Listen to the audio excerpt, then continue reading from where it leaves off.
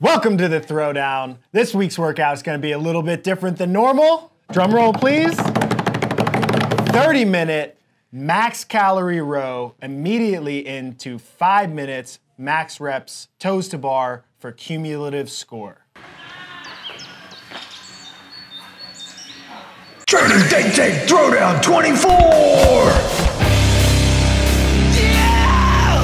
Hey, welcome to Throwdown. My name is Brandon Dorman. I'm 𝘃𝐿. I'm 𝘃𝐑𝐌. I hope you guys are ready to row this week because it's going to be long. If you're new to this series, this is where we announce a workout and invite all of you to do it with our training think tank community. This week, our demo is our entire gym. We got everyone in the shot, rowing and towing. Woo. Stick around after the demo. We'll give you some scores, we'll give you movement standards, and we'll help you separate from the pack on this workout.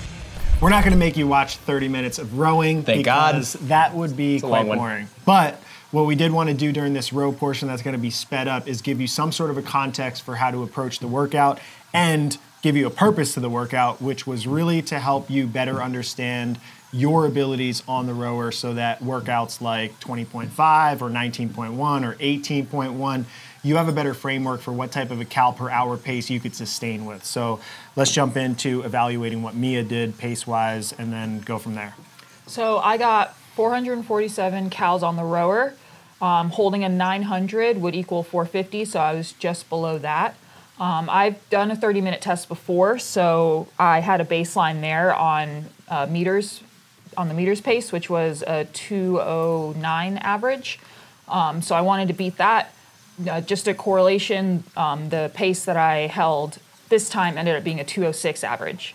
So I ended up doing better. Were you just telling people that so you could tell them? Like, look, I beat, 3 seconds faster, no big deal, whatever.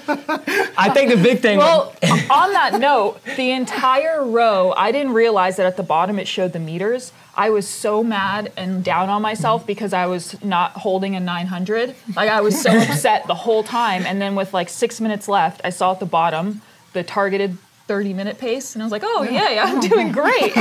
So I think the lesson here is if you do have a 30-minute pace before the workout, go to meters, row at your 30-minute pace, and then have someone switch it over to cals per hour so you can see what your target should be there. Yeah, that little change units button on the bottom left. That helps, yeah, for sure. You can do. And if you don't have that, then you can go back to like a 18.1 or 19.1 like you mentioned earlier, and then kind of guesstimate from there what a 30-minute would be like based on the 20 minutes of 19.1. Yeah, the on-site group, I didn't make it that clear that I wanted people to watch the cals per hour pace because that's really what the sport tests more frequently, but I'd leave it on that as opposed to doing it on meters and then clicking over afterwards. And that 19.1 and 20.5 should give you some sort of a guidepost for where to start. So for myself, with 19.1, my pace was almost exactly the same. I held 1200 to 1250 for almost that whole 19.1, which is a 15-minute long workout. For 20.5, it's a little different depending on how you break it up. I did 2 recovery rows in there, which were about at 1150, which is about 100 cals per hour less than what I held during this test. And then my end 40 cals was at like 1400 cals per hour, so that's a little bit faster. But you can kind of sandwich that in between and use that if you don't have data to give yourself some sort of a target for how fast to go. So I haven't done the workout yet, but obviously you guys did. I would have beat you. What would you possibly? We'll actually film me doing the workout later this week. I think we got to knock Max off the podium if we can. And I'm already on the podium. No matter what, you're there. What was the strategy for you guys? Was it a linear pace throughout? Was it fluctuating paces? What would you guys recommend for that? I started a little higher than I probably should have, but at about 20 minutes left, I held the same pace towards the rest of it. I mean, maybe there's a strategy to going a little harder and then coming off and going a little harder when you're counting calories. For me, that wouldn't have worked because I don't really recover from high power outputs very well, but that sounds like a Brandon strategy. Yeah, I did linear pace all the way through. So I set a target that I wanted to hit. I did notice that almost like my focus got distracted a couple times where I'd look down and be like, oh man, I'm off pace. And it wasn't necessarily because I was like redlined. It's just very easy in 30 minutes to lose focus on what you're doing. And the same thing over and over again. Yeah, I mean, it's if you're doing 30 strokes a minute, you're talking about 900 pulls over the course of 30 minutes. And if it was like, hey, 900 wall balls for time, you're like staying engaged with that is very tough mentally. So I picked the same pace. I tried to just stay disciplined for there. I think if this were an actual, like, a workout in a competitive setting, I probably wouldn't have taken the risk to sprint finish, but I just wanted to, I've been using all these throwdowns in the off season as an opportunity to kind of test myself mentally and physically. So for the last 230, I held like 1,400 cals per hour to get out of my comfort zone and push myself, which potentially could have taken away from some of my toes to bar reps, but I just thought that was a better way for me to approach it, to learn something about myself. But I think for most people, pick a pace and stick to it. If you do start to fall off pace, you just got to find a way to be aggressive and give yourself some cue. Like, all right, I'm only going to drop 25 cals per hour at a time, or I'm only going to drop 50 cals per hour at a time. I see people, they break mentally in these types of workouts and they just stop.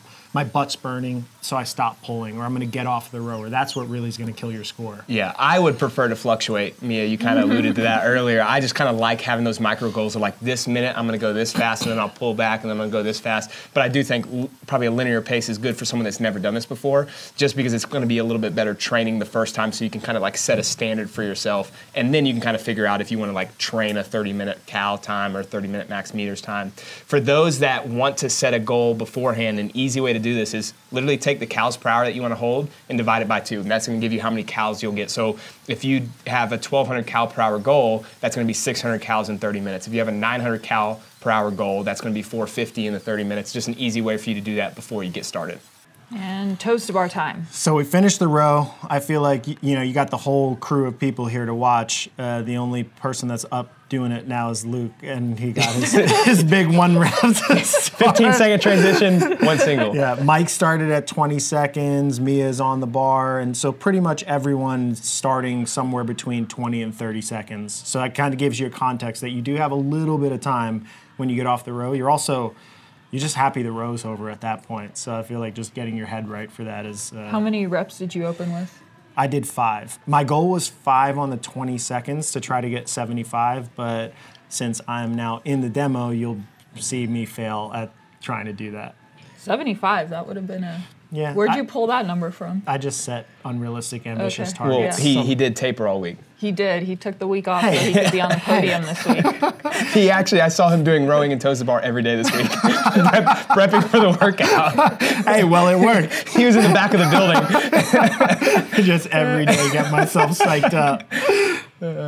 So in a piece like this where you're just repeating one movement and you're going to get really fatigued in all of the limiters that come with that movement, there's got to be some sort of pacing with it, right?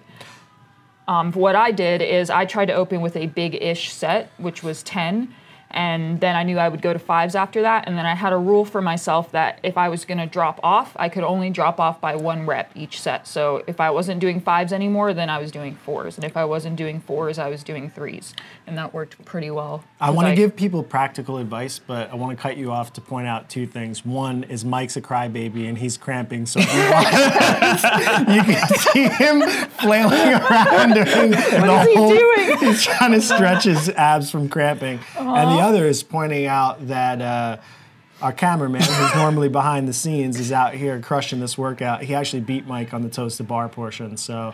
I didn't point this out earlier, but since we're pointing people out, Chris didn't do his first toe to bar until almost a minute into the toe to bar session. He did 4 minutes of toes to bar. So back to practical. I had to set up the For practical advice, I feel like if you're repeating a movement like this versus like a couplet where you're going back and forth, you're much more likely to get to a point of failure of something specific. So like for me, I literally can't get my legs up to the bar, or I can't absorb the eccentric when my legs are falling.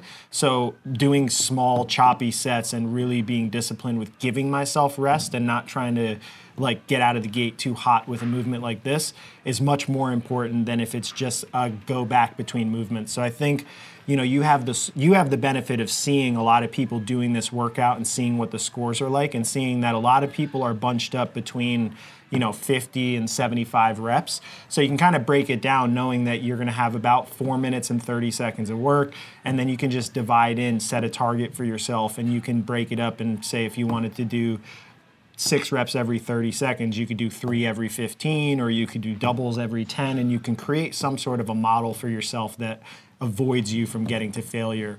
I probably in hindsight, would open with a bigger set like Mia did, because by the end I was doing singles anyway. I thought I'd be able to hold on, but I couldn't. Yeah, I think with something like this, unless you are really good at the movement that you're testing, a linear pacing structure just doesn't work for most people. It just breaks down. Because, there's going to be a breakdown. Yeah, I think most really high-level athletes you see at the games do a lot of this based on feel. For the rest of us, we should have some kind of structure. It doesn't have to be linear. I really like the descending reps that you were talking about. So like one of the ways I've done this in the past is 5, 4, 3, 2, 1, then a break. 5, 4, 3, 2, 1. So basically I'm coming off the bar, 1 deep breath, going up for 4, going up for 3, going up for 2, and then I'll take my longer break after 1 and start that over. Then every set like that is 15 reps out of the way. Yeah. And we're already 45 seconds left. Yeah, I got to failure. I'm on the right hand of the top screen, and I go to this like single strategy where I jump up and swing to the bar and fall. For people that get to a point of failure, it's definitely, I feel like I can almost go faster than doing bigger sets doing that. I wouldn't train that all the time, but I was at a point where I couldn't get from the bar back down into a swing and back up. So this was just like a survival And we've mode. seen high-level athletes do that. 𝘱𝐸𝐷 did this back in, I think it was 2013 on the clean and jerk toe to bar workout and got one of the best scores in the world. So it can be very efficient if you have a bar that you don't have to jump to. So 5 seconds left, just rowing and toes to bar, 2 movements, 35 minutes of work. It's tough. Have a blast, guys. Fun. All right, we got a special guest on top of the leaderboard this week. Max got the podium spot, 3rd place at 678. Travis and Kyle round out the top 3, or I guess they're on top of Max. Kyle got 716 total with 75 toes to bar and 641 on the row. Travis was 626 in the row with 74 toes to bar. On the female side, Lori, 509 cows, 38 toes to bar with a 547 total score. Mia gets second, 447, 72 toe to bar, and 519 total. Can't wait for you guys to do it. All right, this one's pretty simple, but we wanted to give you some movement standards. The first thing is you cannot grab the handle until the clock starts. Second thing is everyone will set their timer to 30 minutes, which we'll show you at the end of this. Once the timer is going, you will row for the full 30 minutes, and you may not put the handle down until the 30 minutes is up. After that, you will transition. Your 5-minute clock starts for the toes to bar. This one is a standard toe to bar like you would see in the open. You'll jump up, arms must be extended, feet come behind your profile and body, or the body line and profile, and then both feet must touch the bar. So to set your rower, start with select workout, new workout, single time. It's already set to 30 minutes, hit the check mark. And then if it's not set to cals per hour, you just hit units until you get there. And it'll be a 30-minute countdown. All right, so we have 5 minutes of toes to bar. Obviously, maybe the first minute or 2 will feel good, but at some point, everyone's gonna hit a wall. So there needs to be different variations. When you just jump up, obviously you wanna get as many reps as done as quickly as possible. So Mia's gonna jump up and demo her normal toe to bar. Nice tight body line. Her reps per second are probably like 1.2 to 1.3 reps per second.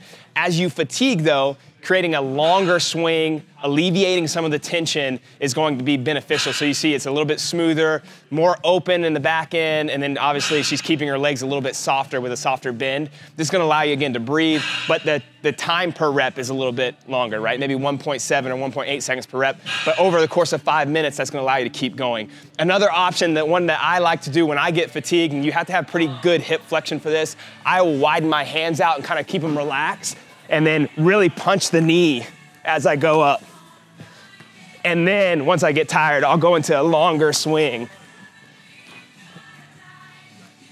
But there's tons of different variations that we can all use.